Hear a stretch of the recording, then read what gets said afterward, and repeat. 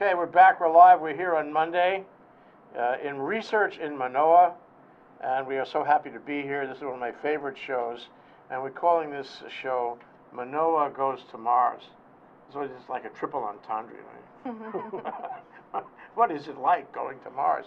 Okay, with to my extreme far left, Sarah Fagents. And she's an associate researcher at HIGP, Hawaii Institute of Geophysics and Planetology, University of Hawaii. Everybody knows that. Hawaii Institute of Geophysics and Planetology, University of Hawaii, Manoa campus. That's right. Of course. It's all about Manoa. Okay, and Shiv Sharma, he's been on the show before. Thank you for coming back. Sure, thank you. And he's a research professor also at Hawaii Institute of Planetology, Geophysics, Geophysics, Planetology at Manoa campus. At Manoa campus, okay. And Anupam Misra, who's been on the show before, I remember, an associate researcher. So we have three researchers. We have to distinguish exactly what a researcher is and what you do, and do you talk to each other and send little notes and whatnot. Let's start with the ladies, okay? Sarah, what's your area of research? In general, I'm a volcanologist. I'm interested in understanding how volcanoes work on the Earth and other planets. And of course, one of the most volcanologically interesting planets is Mars. So my approach is to develop models of the physics of how volcanoes erupt, test them with observations of volcanoes that we can go to on Earth and prod and poke at and take measurements of, and then apply those models to different planetary environments where gravity and atmospheric pressure can strongly influence how volcanoes erupt, and then try to understand how the features that we see on these other planets were formed in terms of their eruption conditions, and what that means for the interior and the evolution of the planet. Wow, that is really interesting, because you're always in the comparative mode. Whatever you learn here, you try to transmute that to another planet. That's fabulous. Absolutely, yeah. And not just Mars, but Venus as well, and the Moon, and Jupiter's moon, Io. These are all volcanic bodies that have a lot of diversity in their volcanic features that we can compare and contrast to what we see on Earth, and try and learn something about how the variety and the diversity of planetary bodies have formed and evolved in the solar system. Okay, well, we're going to ask you to make the comparison and contrast because we are very curious how that works. That's a great way to spend your time. It's a lot of fun, yeah. Okay, moving on to Shiv Sharma, research professor. So, professor, what you doing lately? Yeah, we have been developing instruments for looking at the minerals and also the organic and biological materials on different planets.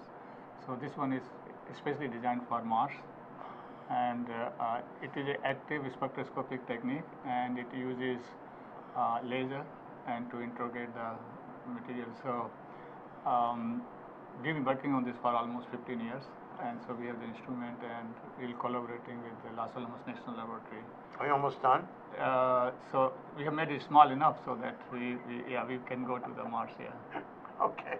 You made enough progress so that now you're ready. You have a level of confidence. Yes, sure. 15 years, my God. Okay, all right, moving on. Anupam Misra, associate researcher. I presume you're working with or for Shiv Sharma? Yeah. Sure. Okay.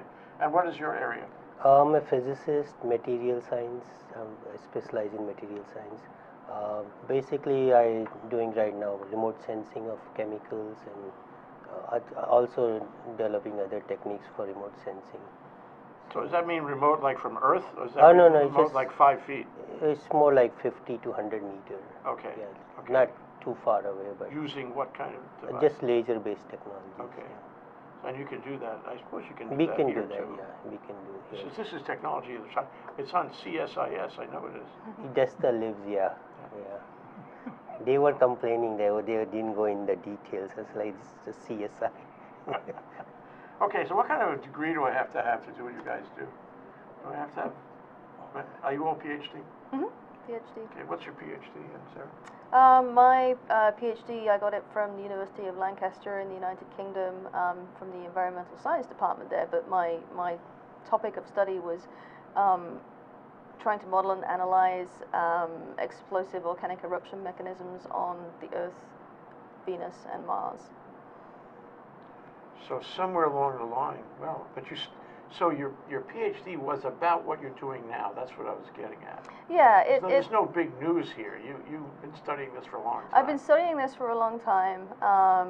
The recent opportunity to participate in the Mars 2020 rover mission has really, it's going to bring to fruition a lot of the ideas that I've had and the predictions that my models have produced for volcanic features on the surface of Mars. And when we're there with the rover, and I'm part of the camera team. Are you going to go?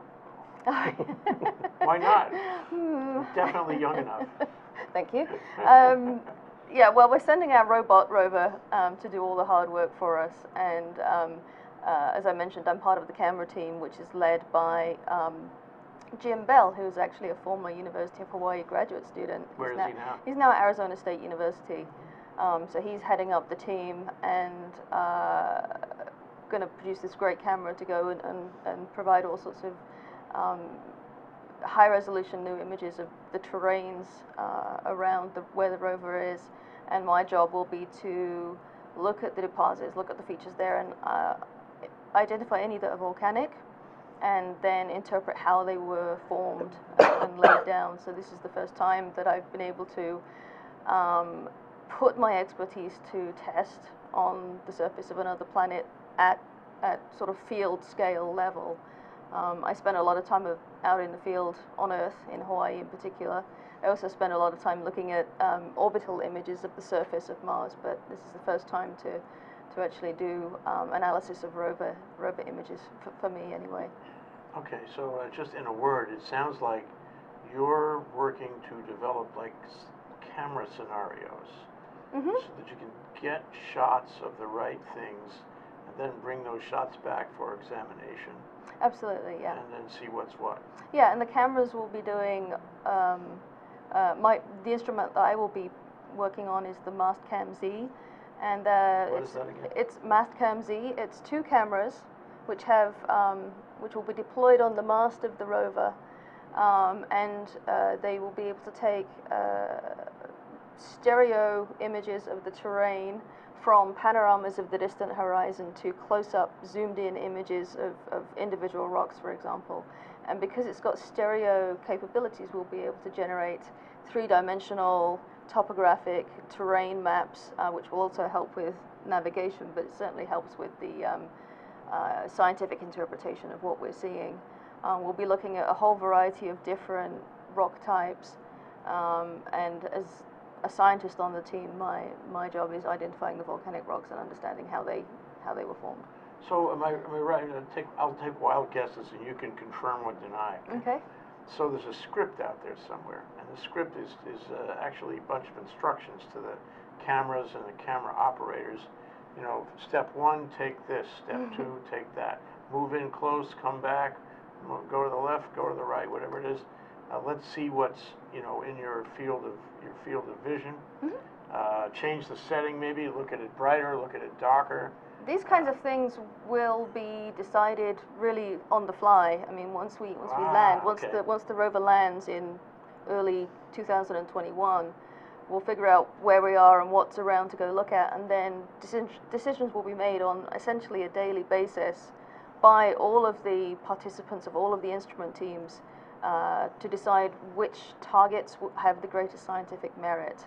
So then the rover will drive to a target, analyses will be made, images will be acquired, but that's a discussion that's ongoing, on a daily basis as we discover new things and we find new things and new targets to go and analyze. So you have a map already? Well, the landing site is not yet chosen. There's going to be a series of workshops. The first workshop, I think, was held in May, and there are engineering constraints. You can only land in certain places. Certain kinds of soil. Yeah, you need to land on some on a surface that's firm enough. It can't be too dusty. You don't want to sink into dust. There can't be too many rocks. It can't be too steep.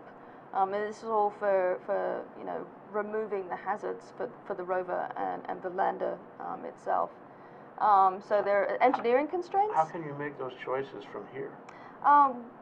We have great high-resolution orbital spacecraft in orbit of Mars at the moment, and they can take extremely high-resolution images from which we can learn things like how much dust cover there is, what the rock size and concentration is in any given area. We know the topography to a very high degree of accuracy. So why don't you make the decision right now today? Why don't you go back to your research lab and make the decision right now? What's holding you back? Because, I mean, it's not up to me for a start, but it's the decision as to where we go is not only has to meet the engineering constraints, but it has to be geologically interesting. The goal for this mission is to go to somewhere that has very ancient terrains.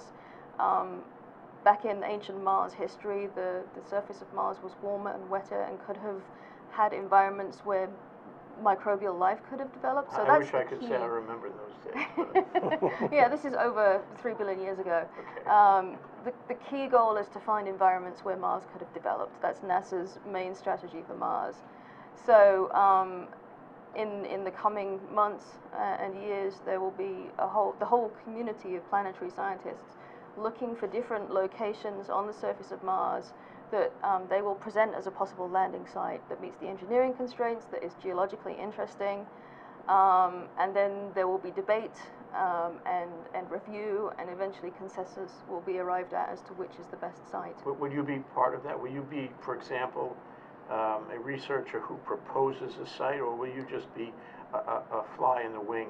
I'll probably be providing supporting help in that regard, but there are people out there who have been working on many of the Mars missions that have their hit lists already to go of where we should go to Mars. So that's a big thing, though, making that decision. Oh yes, yeah. Because if it works, you know, it's a hero. If it doesn't work and the thing tilts over and falls down a hill, not a hero. Yes, and luckily NASA has a pretty good success rate. Certainly the Mars Science Laboratory that's currently up there, the Curiosity rover, that is using, or Mars 2020, the mission that we're working on, will be using the same entry, descent, and lander procedures.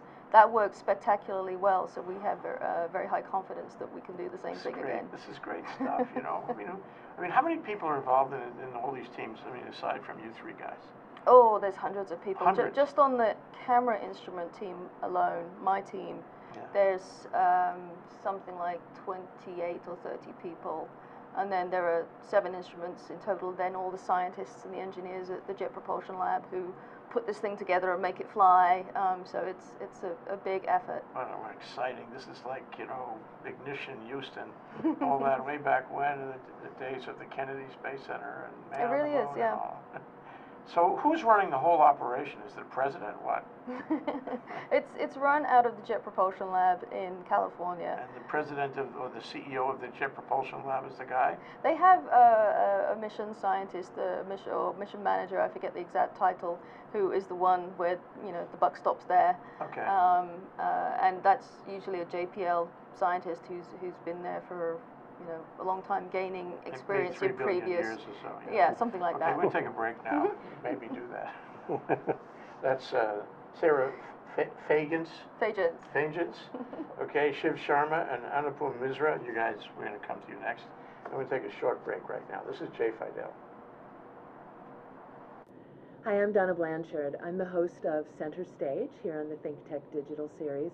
The show is every Wednesday from 2 o'clock to 3 o'clock, and I want you to watch this show because I think that when we talk with artists on the show about what they do, how they do it, and most importantly, why they do it, I believe that it resonates within each of us, and we find something inside of ourselves that brings us closer to all of humanity. That's what arts are there to do, and that's what I'm here to do on this show. That's Center Stage. It's on every Wednesday from 2 to 3 o'clock. I hope to see you there. Graphics now? Okay, whoa. Let's... Aloha, my name is Daniel Luke, and this is my co-host, Ing. We'll be here every other Monday on New Media, The Bleeding Edge on ThinkTech, talking about the intersection of social media and the news. We'll cover technology, trends, and other fun stuff. Did I leave anything out? Well, I'm here to keep you honest, so that's my job, to remind you of everything you've forgotten and to challenge you at every point. Excellent. My wife tells me that I'm wrong about quite a lot. Okay, we're back, we're live, we're here. We have Sarah Fagents. Fagents. I'll never forget. Shiv Sharma, research professor, in the middle, holding the thing in front of his face. He really wants to show you. And Anupam Misra, an associate researcher. And we're talking about Mars because the show is entitled Manoa Goes to Mars. It used to be Manoa Goes to the Moon, but we're serious now. Okay, so you're holding something up, Shiv. What is it? This is a picture of the Mars 2020 rover, and it has 7 instruments on it.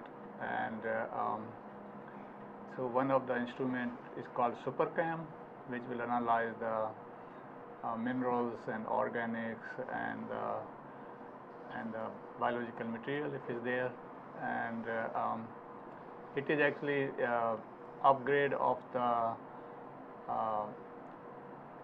rover, Mars Science Laboratory rover, which has a LIPS instrument, which just analyze the composition of the rocks and minerals.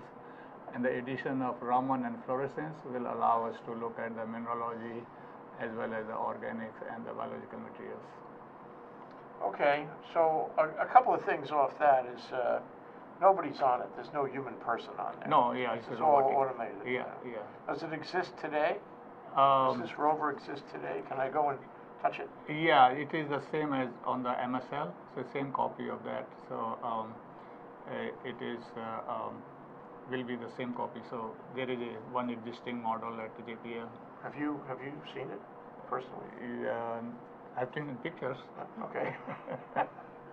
And 2020, I just want to get that straight. You know, I had this vision of Sarah waking up every morning and looking on a calendar in her house, you know, where she checks off the days. 2020, sooner, and then bing, it's time. Down to Command Central. Is that what's going to be like? Yeah, it is. Yeah. Okay, so what is your role in all of this, Shiv? We have designed this instrument at UH. This rover? No, this is the instrument where you measure things with the laser technology. With the Raman and fluorescence. Yeah. Anupam, which you spoke about in our last show. Yeah. So it measures the called the Raman effect. It measures the scattering of light and then carry the information about the minerals, and also it can measure the fluorescence, which could be biological in origin, or it could be from the trace element of transition metal ions and iron oxide. They have a different lifetime, so one could distinguish between what kind of fluorescence it is.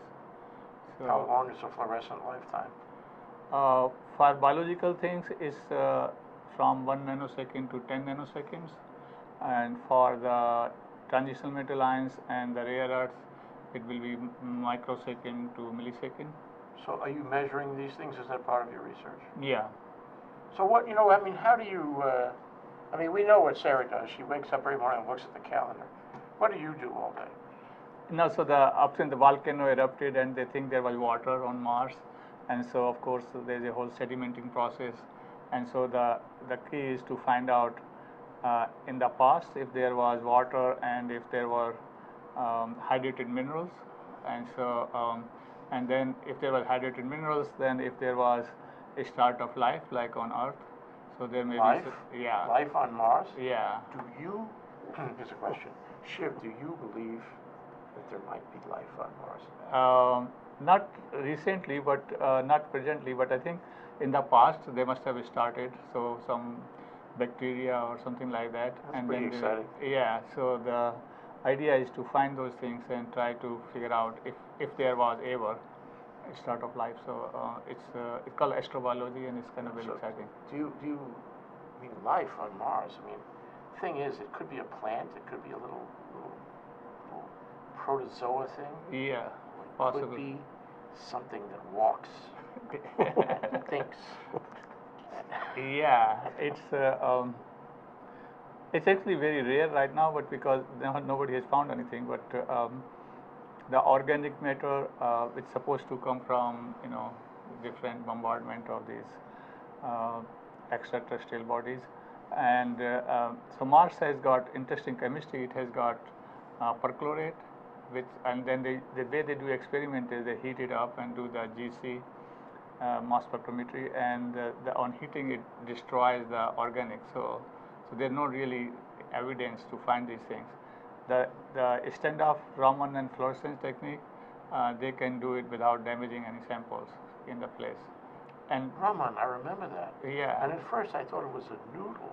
It's not a noodle. It's the name of the person Okay. who got Nobel Prize in 1928. Yeah, so with the lasers, its technique has advanced significantly. And as you can see, the biological things, they occur in large quantities, like you see ants and things like that. So if they are bacteria, I don't think there must be a colony, and so also there may be some remnants of those things. So that is the idea to. Okay, so what scenario are you building? I mean, I don't know if I got it right, but I was believing anyway that Sarah's scenario that she's writing down in a book somewhere is to, scope out exactly what photographs, what tests would be made, of the volcanic action, of volcanic rock. What about you? Yeah, the SuperCam has a camera, very high resolution, and it can look at the things, and then you can also fire the laser and see where you are hitting it. And so you send a command from JPL. So once you get a picture and then you look at it at a large scale, then you go very fine resolution and try to find out what is the interesting part is. And just as Sarah said, this is real time. You're sitting in Command Central somewhere, and you're making on-the-fly decisions as to what to look at. Yeah, that is true. Yeah, and then it collects the data, and then you can download it, and then you plan for the next day and things like that. Well, yeah. can we take a moment and talk about that? Sure. Collecting the data. So you have a camera or a measuring device of some kind, and it's up there. How many miles away is this? From the rover? Well, from Earth. I'm sorry. How far is Mars from Earth? The distance-wise? How many million miles it is?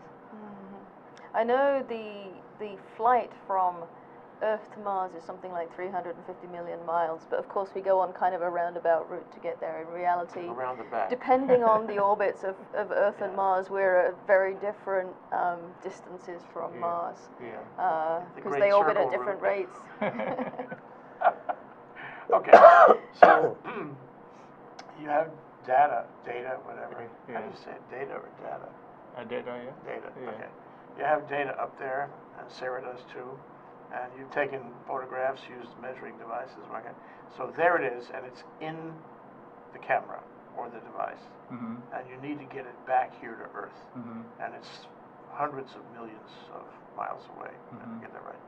Okay, how do you get it back? So they are the Mars orbiter. So on the rover is transferred to the orbiters. Yeah.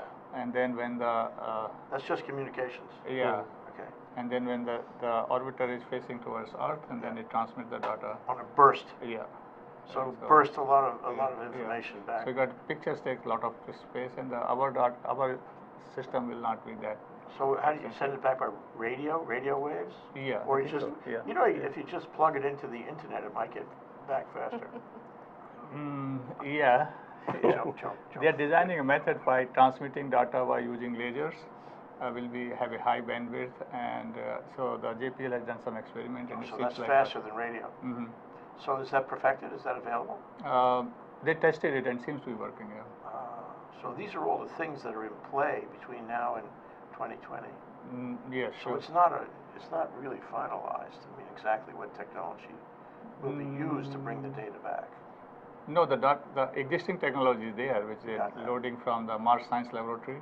Okay. And then you of course look for the future, and then see how much data you can send. So with the light you can have much larger bandwidth, and it's much faster than the radio waves. So they're looking into the next generation of technology for transferring data. Yeah. So, but your work on this is not in that. Your work is merely to make the analysis of what's there. Yeah. And to make some conclusions. What are your hypotheses? Give us an example of a hypothesis that you're working on to try to establish, by collecting and returning this data? Yeah, so from the orbit, they have found out certain area where there's a hydrous mineral, the clay minerals, and so that indicates that there may be some water, and it reacted with the igneous minerals and rocks to produce these clay minerals. And so that's when the landing site is decided, they will go for those sites where there is high probability of hydrous minerals, and then because the hydrous minerals generally also have area where you can have biological activity. Yeah. Yeah. And so, but you need certain elements off the periodic table to suggest biological activity. Mm-hmm. And those elements, let me tell you a wild guess. I mean, I didn't study science in school. That's why I like to talk to you. So, hydrogen, I need hydrogen. Yeah. I need carbon. Yeah. What else do I need? Nitrogen. Nitrogen. Phosphorus. Phosphorus. Hydrogen. Okay. Yeah. That's it? Yeah. If I have those things. Oxygen. Oxygen. Oh, thank you, oxygen. Oxygen was the first one. No, he's fine. I said hydrogen, so. Yeah. Anyway, so, okay, those things, and that suggests those are the essential building blocks Yeah. of biological activity. And also the water is important for biological Yeah, things. that's why you're looking at the hydrous materials you want to see. Yeah. Yeah, okay, very exciting. What is your degree in, Professor? I mean, can you just give us a précis about your bio? Yeah, I have PhD from Indian Institute of Technology in Delhi. This is a very excellent school. Oh, thank you. Then I spent 3 years in England in the chemistry department, and then I was at the Geophysical Laboratory in Washington, D.C., and where I learned my mineralogy and earth sciences. And you've been here a long time in Hawaii? Yeah, I've been here since 1980. 1980? Yeah. Well, I'm not going to do the math, but that's fine. And how long have you been working on Mars? I don't mean working on Mars, I mean working about Mars. No, so we established a lab here in 1980, and then I think So when you first came, yeah, working on it ever since.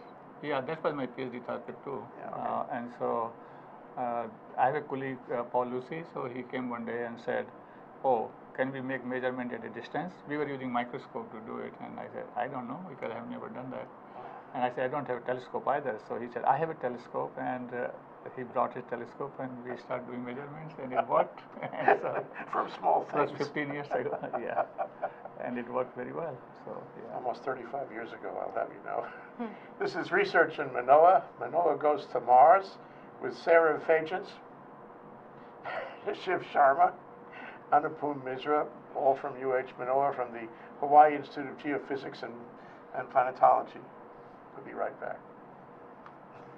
Aloha, my name is Kenneth Lawson. I'm your host here at Life in the Law. I'm really interested in law as I practiced it for 18 years before coming to Hawaii. I practiced criminal law and civil rights law on the mainland. Now I teach law at the University of Hawaii Law School, William S. Richardson School of Law, and I bring in guests who are very current on legal issues that affect your life here in Hawaii. Come and join me every Wednesday at 1 p.m. as we explore how the law affects you, how the law is changing, and why it's important that you should care about what's going on in your community. See you then. Okay, we're back. We're live, and we have miles to go, maybe billions of miles to go before we're done.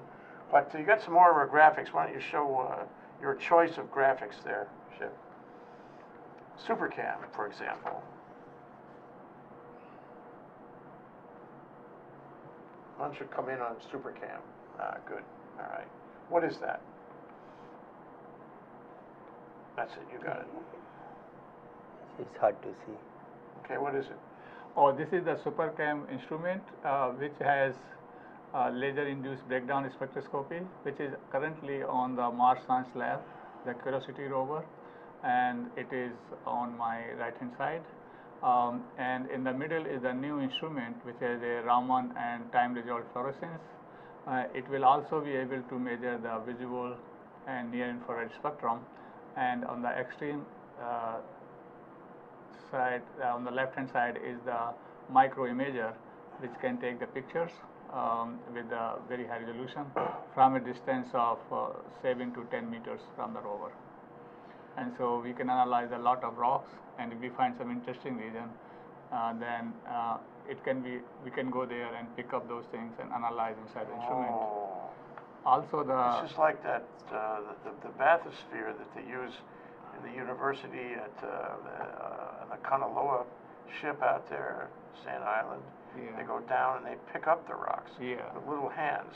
Yes. And then they put their rocks in their belly somehow, and now you have the rocks. You're going to get rocks back? Yeah, so this mission has will collect the minerals, rocks, and there's a way to seal them, and then the next mission will be the sample return mission, which is supposed to bring the rocks back to Earth. That would be pretty exciting when you stand there on the return of the rocks, and you can look at them, touch them. Yeah, we can analyze with much better instrument here. Yeah, oh wow, that'd be very exciting, yeah. Any other pictures you want to show us? We should all live so long, you know. It's not going to come back until the year 2002 or more, huh? Yeah. I mean, wait, 2022. Yeah. So the current instruments there's a laser-induced breakdown spectroscopy, and it can also remove the dust, and so you can look at the pristine rocks, and then it gives you the elements it's consisted of, and but it cannot really tell you what kind of minerals are there. And so by combining Raman and fluorescence, we could look at different group of minerals. They're shown in this one. So we can look at the groups which has carbon hydrogen bonds, C double bond O bond, silicates, perchlorate, sulfate, carbonates, and so we can get a complete information about the minerals which we present there. Okay. Yeah. Well, I want to come back to you in a minute and ask you in a minute why. Sure. Okay. But first, let's talk to Anupam Misra. So, what's your role, Anupam, in the mission? We basically are going to do like first we go calibrate the instrument here at UH once JPL makes it. What does that mean, calibrate? So we test it and see what kind of spectra you're getting. You have a data that you have confidence. If you're measuring this, then you get this kind of data. Now, these very instruments that you're calibrating Yeah. will go on the rover. Yeah, so the instrument that actually goes on the rover has to be calibrated. And so once we get data from Mars, then you have confidence what you're measuring. And so you can analyze it properly. So, And our role is basically to provide expertise in Raman and fluorescence, and to test if there is any biological material out there. So far there is nothing. so once you calibrate them and clean them and polish them, I expect you polish them really bright, and they go on the rover, and the rover goes out there. Do you want to get them back? These Does are it not. matter if you get them back? No, it doesn't matter. Disposable. Yeah, I think you have a lot of materials here. Did you also go to the Indian Institute of Technology? I did my master's there, but I did my PhD in Hawaii in physics really? department. Okay. In what subject? Physics. Ah, okay. And so I was studying high TC superconductors. Okay. So How this long have you been working on the Mars project? for 12 years. Okay. It I guess wasn't you're my one of the junior guys. yeah, it wasn't my field of thesis. So I specialized in material science, and so I switched over to lasers and all. Mm-hmm. Where is I know where the Institute of Geophysics is. It's right along near the School of Engineering down that road there. Yeah. Mhm. That's where all of your offices are. That's where the laboratories are. Yeah. Okay. So let's go on to look at the bigger picture. You know, what does this all mean? Why are we doing this? Because it's a major effort for sure. Hundreds of scientists from all over the world, I guess, not just the U.S., but all over the world, collaborating, probably talking to each other every day or every other, sending emails and notes and drafts and papers and whatnot. You know, staying current on the latest developments that could be useful in this project in every area of science that might be relevant. That's a big effort. So why? Well, I think it's part of the human instincts to explore their surroundings in the very bigger picture. There's this impulse to explore and see what's out there. And we have the technologies now to go to these nearby planetary bodies, certainly with spacecraft, ultimately with human beings. So there's NASA has, and many of the foreign space agencies have this longer term goal to get people to Mars. From a more sort of catastrophic disaster perspective, there's the notion that you could send people to Mars, to colonize Mars if everything went really bad here. I mean, we're getting into realms of sci-fi now, but there is that mentality also that we could exploit Mars for resources when we exhaust the resources on Earth. I mean, we've obviously got a population and an environmental problem here on Earth. So in the back of the collective mind, there's the possibility of using Mars for resources in the future. Wow, that's a headful. Yeah, I mean, I only saw that in science fiction, that we could actually colonize a place that's hundreds of millions of miles away. Mm-hmm. I mean, it's part of the sort of longer term view of what's possible in the future. There's no real plan to achieve that in the short term, but certainly from the exploration perspective, from just enhancing our overall knowledge of how the universe, how the solar system, how the universe works, getting people to these different planetary bodies is a part of understanding what makes our environment tick. And I mean environment in the sort of solar system sense rather than... Has this happened before? Has there been a rover on Mars before? Have we ever, I don't know, have we ever landed on Mars and examined things this way?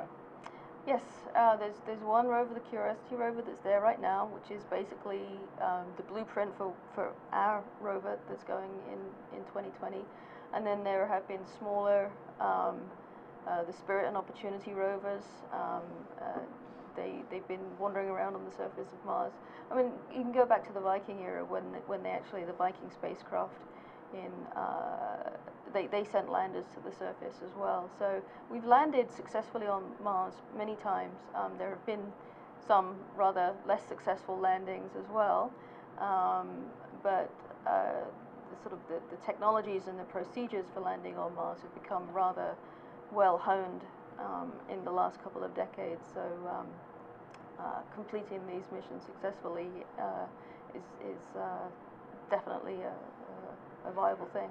Is this effort something that the scientific community, aside from you guys now, the scientific community in general is behind? In other words, if I walked up to a scientist who was not necessarily involved in the Mars trip and said, what do you think of Mars? Would he say, oh, great, we need to go there. We need to find out. We need to, explore the unexplored frontier. Would he say that? Or she? It will vary a lot depending on who you talk to, I think. And one of NASA's objectives is to spread the good word about planetary exploration, and there's a big education outreach component to each mission, getting kids involved in activities related to the mission to try and really educate people as to what's going on out there, and just instill a sense of excitement and enthusiasm for future careers in planetary science and for exploration of the solar system in general. Do you do that? Do you go out into the community and talk to kids? Yeah, we, as part of HIGP duties, we do outreach activities. We have our big open house at SOEST every couple of years. As part of the mission activities, we'll be involved in outreach. The camera team is partnering with the Planetary Society to get the word out there about all of the cool discoveries that we will make. There's a speech this week, isn't there? I believe so. Somebody's bringing somebody in. I went to Alex. He was a Russian fellow who was here and spoke about interplanetary physics. Oh. 3-4 months ago, but I mean, it's an active group, and I'll think of his name.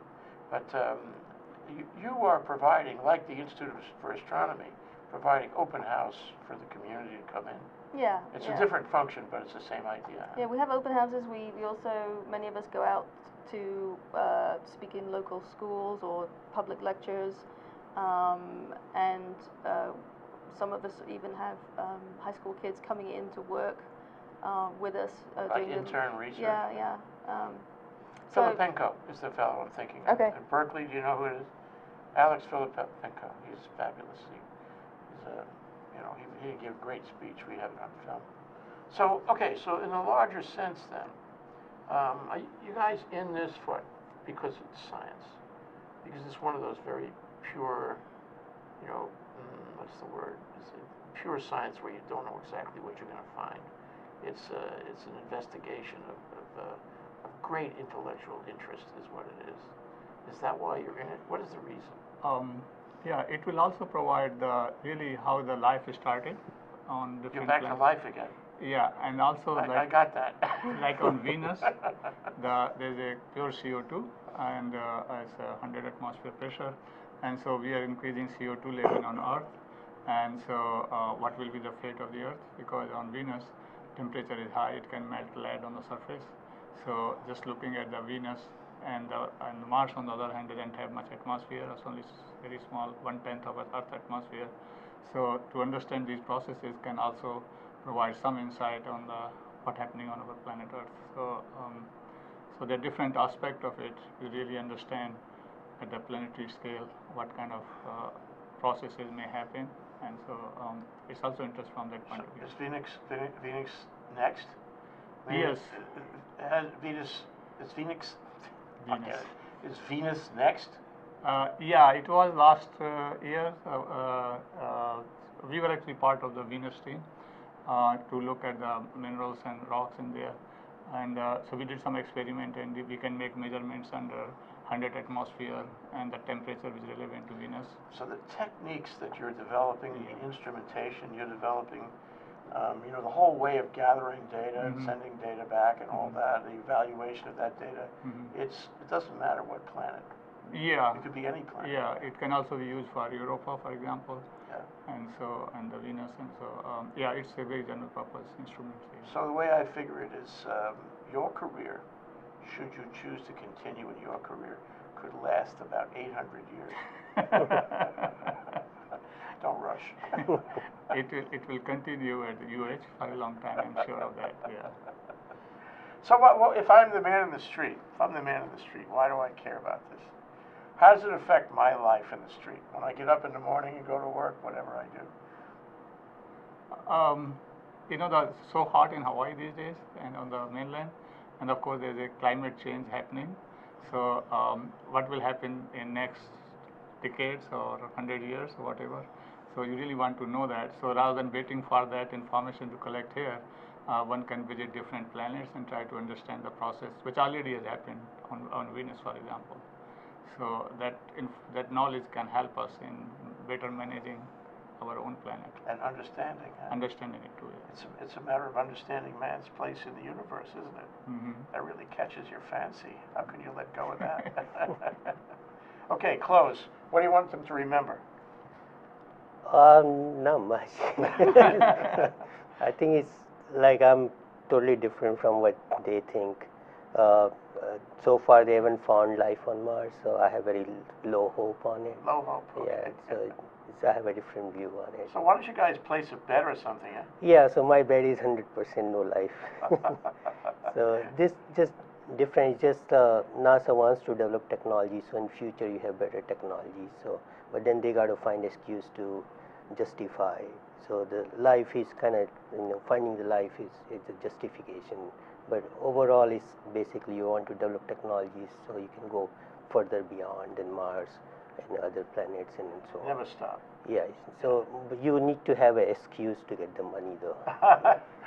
That's our next show. Yeah. We have to take this whole conversation and put it in the context of grant money. Yeah. We haven't had time, but you guys have to come back because we want to follow through with you and check it out from time to time and see how the project is going as we get closer to 2020 and all that.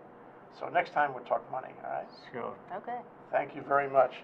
Sarah Fagents, an associate researcher, Shiv Sharma, research professor, and Anupam